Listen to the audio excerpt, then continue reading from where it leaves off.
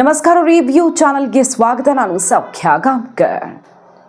ಪಾಕಿಸ್ತಾನದ ಮುರಿಡ್ಗೆ ಲಾಹೋರ್ನಲ್ಲಿ ಅದೇನು ನಡಿಬೇಕಿತ್ತೋ ಅದು ಈಗ ನಡೀತಾ ಇದೆ.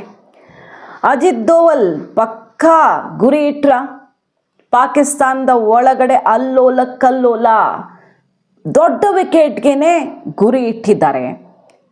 ದೊಡ್ಡ ವಿಕೆಟ್ಗೆ 3 ಸಲ ಗುಂಡು ಹಾರಿಸಿದ್ದಾರೆ.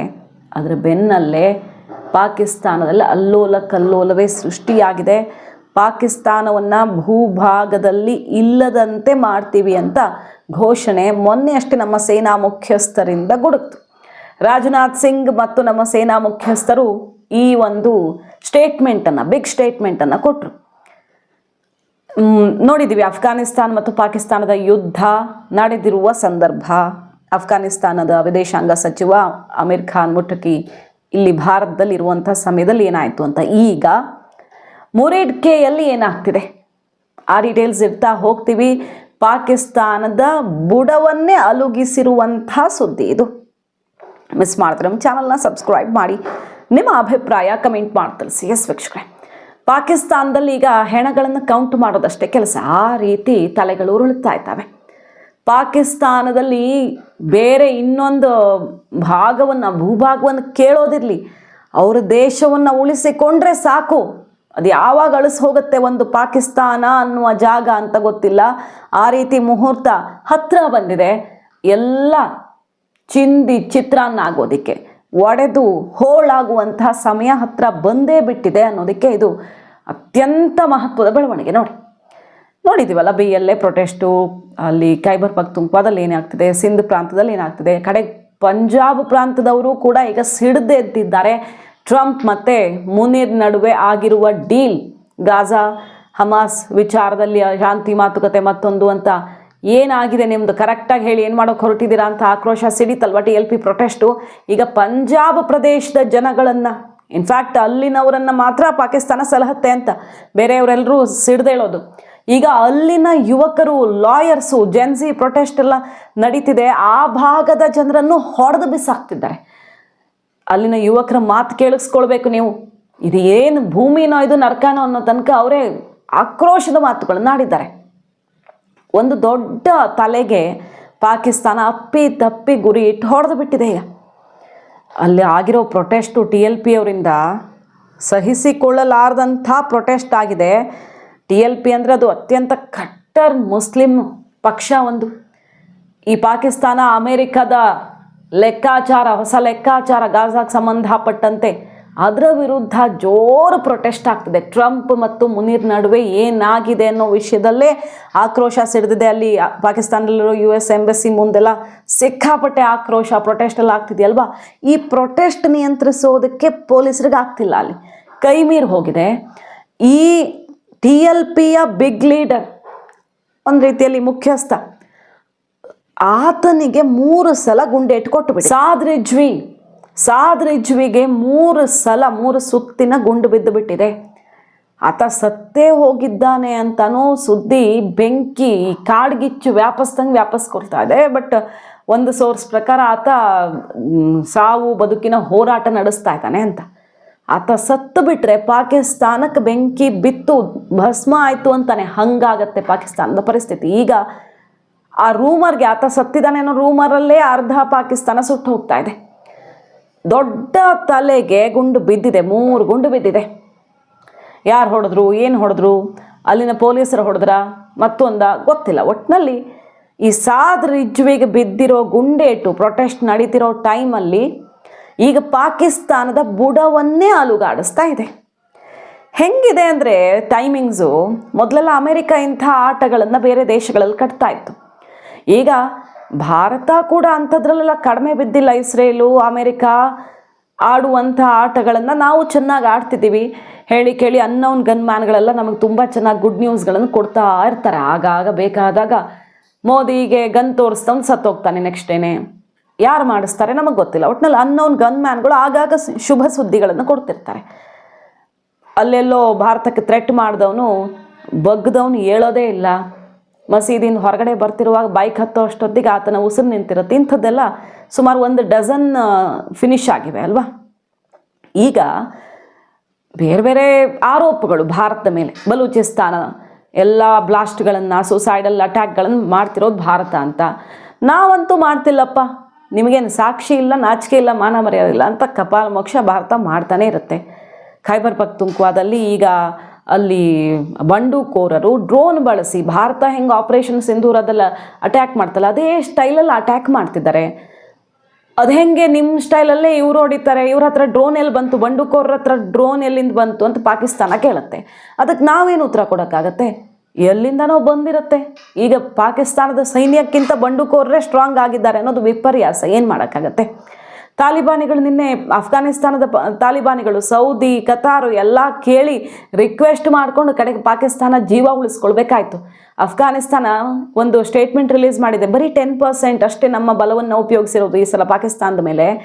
ನಮ್ಮ ಗಡಿಯಲ್ಲಿ ನಮ್ಮ ಏರ್ ಸ್ಪೇಸ್ ಇರಲಿ, ಭೂ ಭಾಗ ಇರಲಿ, ಕೆಣಕೋಕೆ ಬಂದರೆ ಹೆಂಗೆ ಹೊಡಿತೀವಿ ಅಂದರೆ ಇನ್ನು ಪಾಕಿಸ್ತಾನ ಉಸಿರಾಡೋಕ್ಕಾಗಬಾರ್ದು ಹಂಗೆ ಹೊಡಿತೀವಿ. ಬರೀ 10%ಗೆ ಇಷ್ಟ ಆಗಿದೆ ಪಾಕಿಸ್ತಾನ.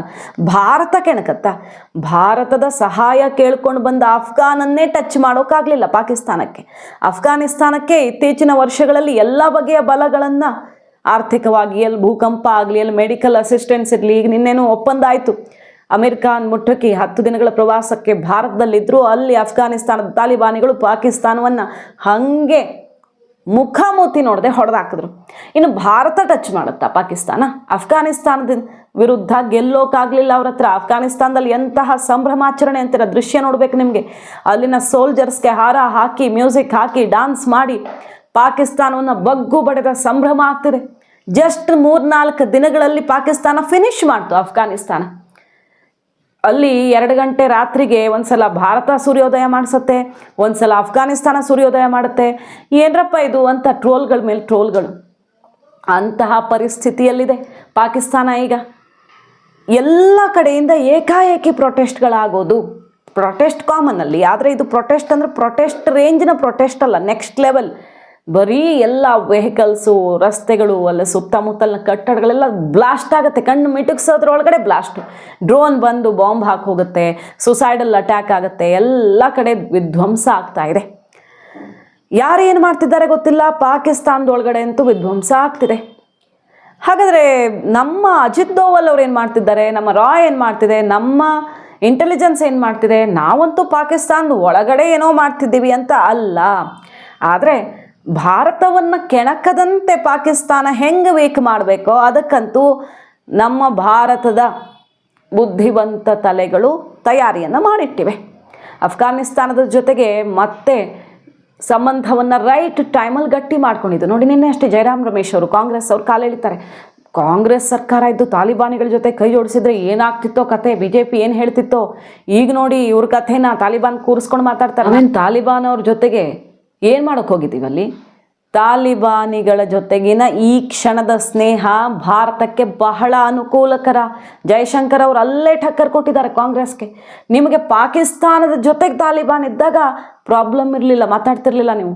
ಈಗ ಪಾಕಿಸ್ತಾನದ ವಿರುದ್ಧ ತಾಲಿಬಾನ್ ನಿಂತಿದೆಯಲ್ಲ, ಅದಕ್ಕೆ ಮಾತಾಡ್ತಿದ್ದೀರಾ. ಯಾಕೋ ಅಫಿಷಿಯಲಿ ಕಾಂಗ್ರೆಸ್ನವರು ಪಾಕಿಸ್ತಾನದ ಸ್ಪೋಕ್ಸ್ ಪರ್ಸನ್ಗಳಾಗ್ತಿದ್ದೀರಾ ಅಂತ ಜಯಶಂಕರ್ ಅವರು ಮುಖದ ಮೇಲೆ ಹೊಡೆದಿದ್ದಾರೆ. ತಾಲಿಬಾನಿಗಳು ಈಗ ಪಾಕ್ ಬಗ್ಗು ಬಡಿಯೋಕೆ ನಿಂತಿದ್ದಾರೆ. ಅಫ್ಘಾನಿಸ್ತಾನಕ್ಕೆ ಅಸ್ತಿತ್ವಕ್ಕೆ, ಅಲ್ಲಿ ನೆಲೆ ನಿಲ್ಲೋದಕ್ಕೆ ಭಾರತದ ಸಹಕಾರದಿಂದಲೇ ಎಲ್ಲ ಆಗ್ತಿದೆ. ಡ್ಯಾಮಿಂದ ಹಿಡಿದು ಅಲ್ಲಿ ಒಂದೊಂದು ಇನ್ಸ್ಟಿಟ್ಯೂಟ್ಗಳು, ಅದು ಇದು ಅಂತ ಭಾರತದ ಸಹಕಾರ ತುಂಬ ಇದೆ.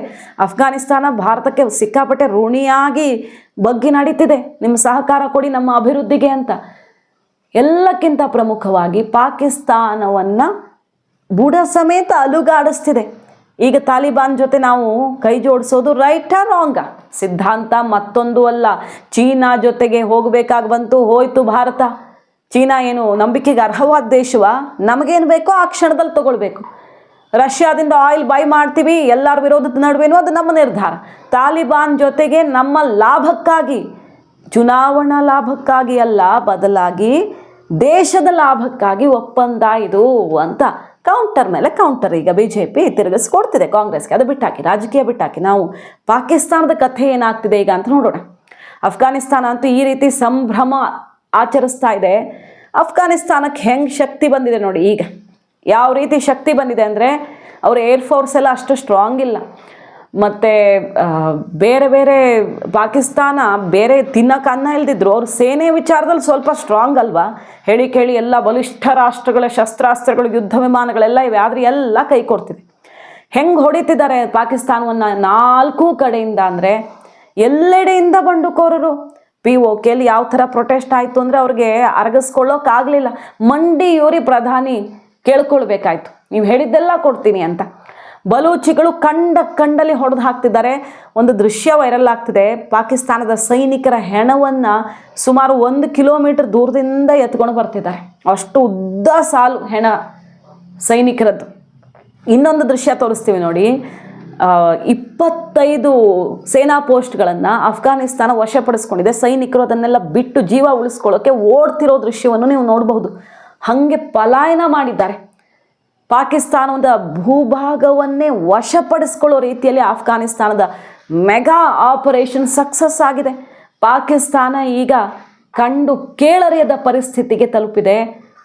ನೋಡಿ, ಪಾಕಿಸ್ತಾನಕ್ಕೆ ಒಳಗಡೆ ಹೊರಗಡೆ ಶತ್ರುಗಳು ಅವರ ಹೊಲಸು ಮನಸ್ಥಿತಿಗೆ ಇದ್ದಿದ್ದೇ, ಆದರೆ ಅವರ ಶತ್ರುಗಳು ಈಗ ಏಕಾಏಕಿ ಎಷ್ಟು ಸ್ಟ್ರಾಂಗ್ ಆಗಿದ್ದಾರೆ ಅಂದರೆ ಪಾಕಿಸ್ತಾನದ ಒಳಗಡೆ, ತನ್ನದೇ ದೇಶದ ಒಳಗಡೆ ಅದು ಏರ್ ಸ್ಟ್ರೈಕ್ ಮಾಡ್ಕೊಳ್ಬೇಕಾಗಿ ಬಂದಿದೆ.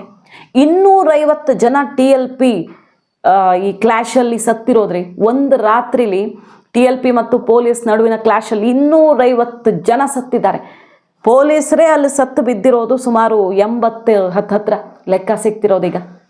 ಈ ರೀತಿ ಸಾವು ಮಾರಣ ಹೋಮ ನಡೀತಿದೆ ಪಾಕಿಸ್ತಾನದ ಒಳಗಡೆ. TLP ಲೀಡರ್ ಸಾಜ್ವಿ ಸಾವಾದ್ರಂತೂ 3 ಗುಂಡು ಬಿದ್ದಿದೆ. ಯಾರು ಹೊಡೆದಿದ್ದು ಗೊತ್ತಿಲ್ಲ. ಜೋರು ಪ್ರೊಟೆಸ್ಟ್ ಪಾಕಿಸ್ತಾನದ ವಿರುದ್ಧ ಆಗ್ತಿರೋ ಹೊತ್ತಲ್ಲಿ ಸರಿಯಾಗಿ ಬೀಳುತ್ತೆ ಆತನಿಗೇಟು. ಆತನ ಅಭಿಮಾನಿಗಳಲ್ಲಿ ಹೆಂಗಿದ್ದಾರೆ, ಆತನ ಶಕ್ತಿ ಹೆಂಗಿದೆ ಅಂದರೆ ಪಾಕಿಸ್ತಾನವನ್ನು ತಿರುಗಿಸಿ ಇಟ್ಟುಬಿಡ್ತಾರೆ. ಹಂಗಾಗ್ಬಿಡುತ್ತೆ. ರಿಜ್ವಿಗೆ ಹೆಚ್ಚು ಕಡಿಮೆ ಆದರೆ ಅಂತಹ ಹೊಡೆತವನ್ನು ಕೊಟ್ಟಿದ್ದಾರೆ, ಯಾರೋ ಕೊಟ್ಟಿದ್ದಾರೆ.